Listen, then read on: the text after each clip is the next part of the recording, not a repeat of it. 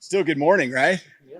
Good morning. I think just like most first practices, great energy. Guys were excited to get out there. I can't remember really any, if many times where you had to coach up the excitement and passion. That was all there. These guys have worked hard. We're excited about practice one. So, you know, always going to be far from perfect, but each side had its moments and, made plays, and that's what you want. I love being the head coach in those times, right? Because the assistants, they want every play to be perfect, and so they win half, they lose half the time. I get to win all the time because I just choose the side that wins on that play. But no, it's good having that give and take, and I felt that's what we had, and just welcome to the South, right? For me in particular, just practice and a little bit warmer than the rest of the summer. It hit us here with practice one. So guys grinded through it. I thought actually they kept getting stronger as the day went on, which is what you want to see. And, they kept their spirits high through the very last rep. Kalen, for a guy like Ryan Williams, what was going to be key for him through these preseason practices to develop so he can be ready to play at this level? Yeah, consistently just in this trajectory on up. I don't need him day one. I mean, you want every play to be amazing, explosive, but you just want him lining up right, doing the fundamental things, making the easy plays, and then, because of his ability, the big ones will come. So, when your route's on air, run a good route, catch the ball, accelerate out with good ball security, and you find those consistent fundamentals, and you stack days, and those plays that we know he'll be capable of making will happen. What have you seen from Kalen and his body? So, go ahead. What have you seen from Kalen Proctor and his body since he's gotten back, and also just how he's been welcomed back by guys like Elijah? I don't have a huge, understanding of what he was a year ago other than watching on film, but it feels like he's in really good shape and lean. When you ask people who would have an understanding, Coach Ballou and so forth, it'd be nothing but positive about the progress he's made. Strength and explosive numbers I know are up. That's facts. That's real. And then also just the way his body looks, leaner. I mean, he's just so dense and he's got so much mass. He's going to be big no matter what. So loved his demeanor out there. It's good to have him back, good to have him here. So. You touched on the conditioning efforts. Hype that the staff has definitely gotten now is 85 degrees at 10 a.m. Will we see you in a sweatsuit like this moment? No, you won't see me like that. That's his thing. I'll just let him do that. I think the strength staff, Coach Ballou, he's been doing this here now. He knows what it takes, what that looks like throughout the summer, even going back into the winter. It's getting football shape, and you try to replicate it as best you can. And I know he's all over it, but there's still something about putting pads on, having that helmet on. Some guys wear a mask and, just breathing through that even, having a mouthpiece in, all that good stuff. So these guys, they had a good day out there today. You have three new transfers and spring transfers from the secondary. What did you see from them? What have you seen from them so far? Yeah, I always like to see the film before I make too many comments on missed assignments or anything like that. One or two plays I think might be, a little bit more that happened because of maybe those guys being in there and just not in sync completely, but that's expected. Practice one, new faces out there on the field, but I love their energy. I love their attitude. They give great effort. They've really meshed well with the whole team. I think there's a ton of respect by their teammates, and that's what you want. A lot of that starts with just their character and the work ethic that follows along. And they got ability. Now it just matters getting those reps so they can be confident in themselves, and others can be confident in knowing and believing that they're going to be in the right spot. And that's the direction I think they're headed. Sorry.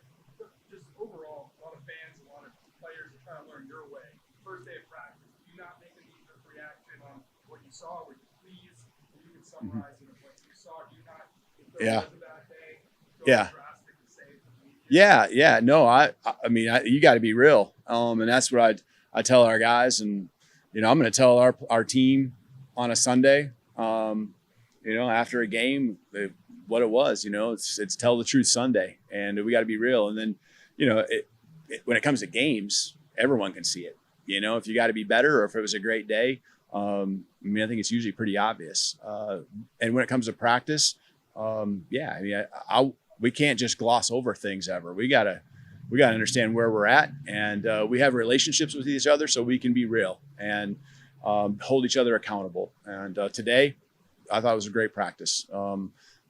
Anytime, and every day there's things to learn from. You learn from the good, you learn from the bad, you learn from others' mistakes, and your own. And so a lot of that happened today, the good, the bad, the mistakes. And we get to go watch film. We get to talk about it here, team meeting, and it was a positive day. I really feel like we've made the most of every practice since I've been here going back to this spring. Some are obviously going to be better than others. Coach, you talked about both sides got wins today, but even if with it being the first practice, would you say that either the offense or the defense is ahead of the other at this point? And also, what happened to your leg? Yeah, there's our custodians do a really good job mopping the floors, and I didn't realize it. So, yeah, but that's not on them. That's on me. As far as who won or who's ahead, I guess I don't really feel like there's one side of the ball. I think there's position groups within that are continuing to rise up, and I think it's pretty balanced across the board, with the whole team. Coach, how beneficial was it to have a full spring with Jalen Morrow as you now kind of have a baseline of communication and understanding of your game football? How good is it? What to? Just to have communication that you already have established. Yeah.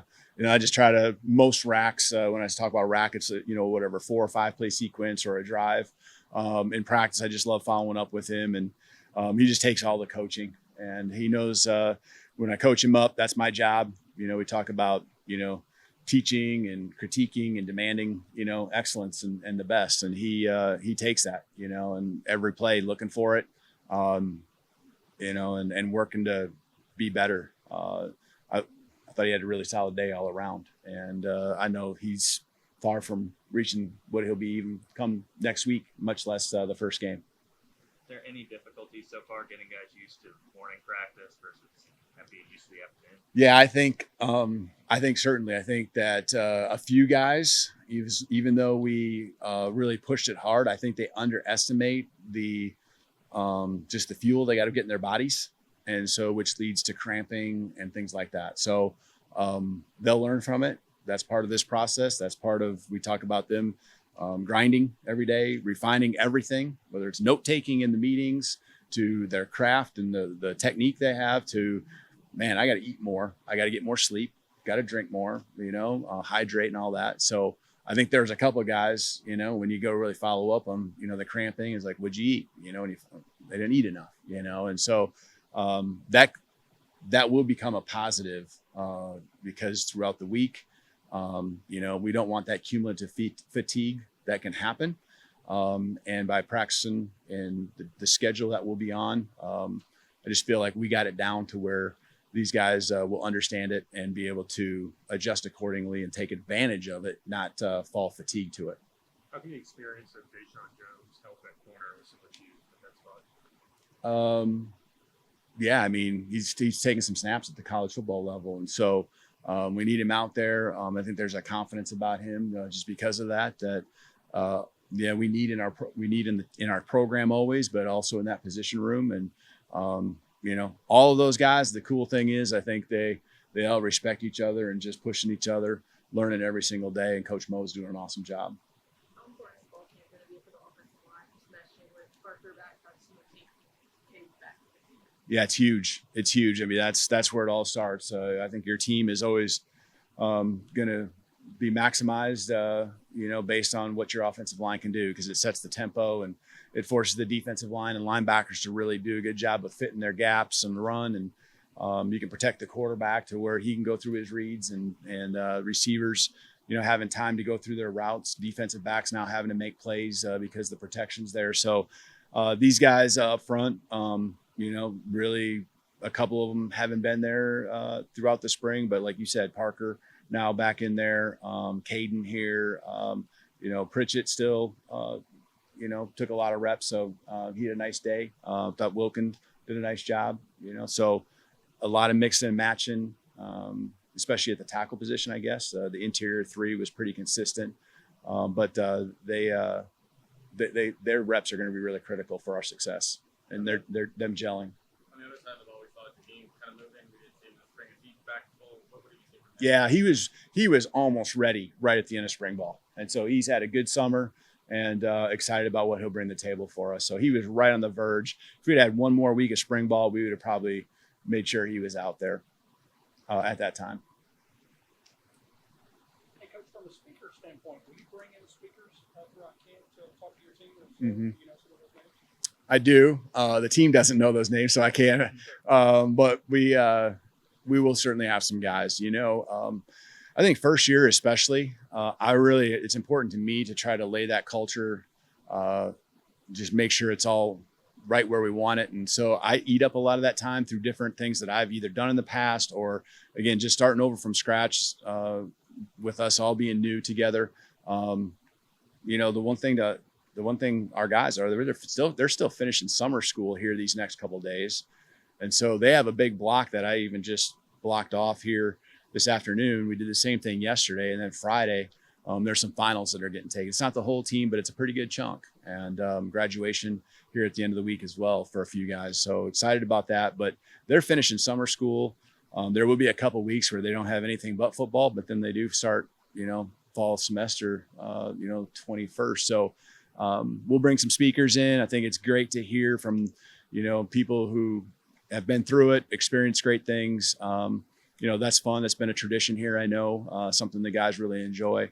And we'll keep growing that. But this year, I just also wanted to dial it down a little bit and make sure, the right messaging was continually coming from me and our staff.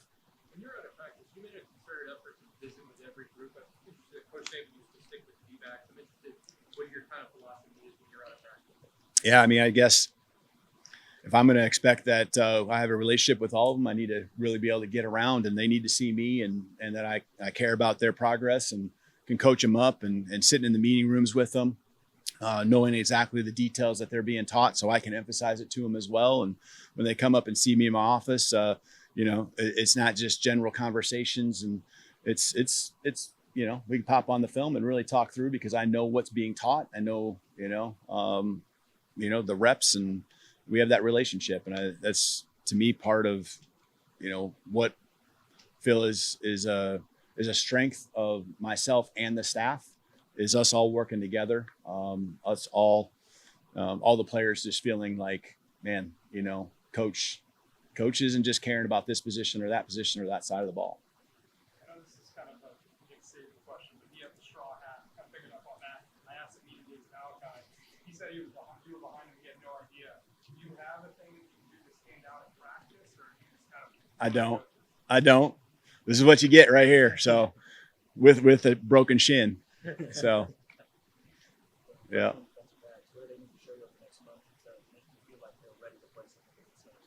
Yeah. They had a good spring. And this is again, they got some of the install again and got some of the technical work in the summer, but now here they get it another time around. And so, that growth, you always say growth from year 1 to year 2. To me, it's from the spring to the fall. It's the second really full install and time that they've kind of heard the lingo, the language, how they're being taught, the reps. And so what we need to see from them is just taking that next big step. And then much like the question with Ryan, also being a younger guy on offense, you just want to see that consistency. Consistency builds trust, and that trust is just going to be something that whether old or young, we all got to gel, and whoever's on the football field, there's got to be that trust within so they can have confidence and go out there and make plays. Anything else? All right, appreciate it. Roll Tide. Thanks.